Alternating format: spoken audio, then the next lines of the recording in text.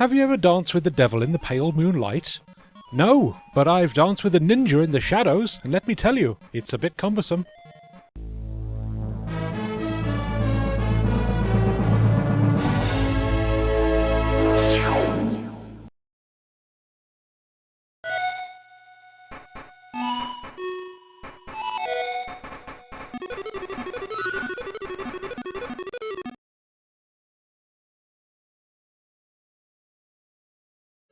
In 1989, Sega released Shadow Dancer in arcades, a spin-off/sequel to Shinobi that follows a similar gameplay loop.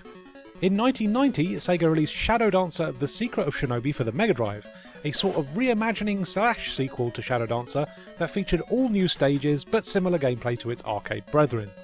Then in 1991, the arcade version of Shadow Dancer was more faithfully ported to a home console, but bizarrely not the Mega Drive. PAL Master System owners were given this one, probably because we're the only people that cared about the Master System in 1991, and at only 4 stages long, it's a little slight, making it a better fit for an 8-bit console. Shadow Dancer for the Master System is much closer to the arcade original in style, and all 4 stages make it across intact, alongside one-hit deaths and time bombs to collect. The only difference is that the bombs are now an optional collectible and are not required to complete the stage. You can pull off a ninjutsu by pressing up and the 1 button, but these are limited to 1 use per stage. You can also use your faithful doggy pal Yamato by holding down and then pressing 1 to launch him at enemies that are on the same horizontal plane as you. You can switch between upper and lower planes by pressing up or down with the 2 button. You can also crouch, crouch walk, and melee attack enemies if you press the 1 button when you're close to them, otherwise you'll just throw shurikens. And you'll want to favour shurikens because keeping your distance from enemies is definitely the name of the game. Shadow Dancer on the Master System has really tried to bring the giant sprites from the arcade version home, and it does achieve this pretty well.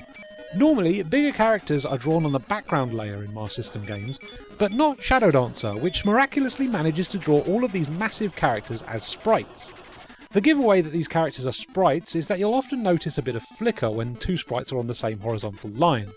This doesn't happen with background tiles, only sprites. All these big characters do come at a cost though, and that's a very cropped view on the action. Enemies will spawn on screen really close to you and give you very little time to react, making Shadow Dancer on the Master System a bit of a memory game. The developers are counting on you dying and replaying a lot because there's just so little game to experience here. It's a frustrating thing to play as a result, and by 1991 there's really no excuse for not adding a health gauge to a home console Shinobi title, as both Master System Shinobi and The Revenge of Shinobi on Mega Drive have already been released by this point, and they both feature health bars. You do get 2 types of bonus stage though, as the arcade version's forced perspective building stage shows up, as well as the Mega Drive's falling stage.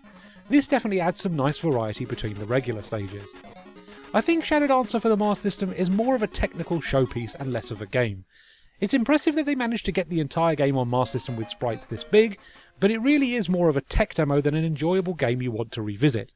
The lack of screen real estate to move around in means you're almost always dealing with enemies and attacks spawning really close to you, and it makes for an unnecessarily difficult game.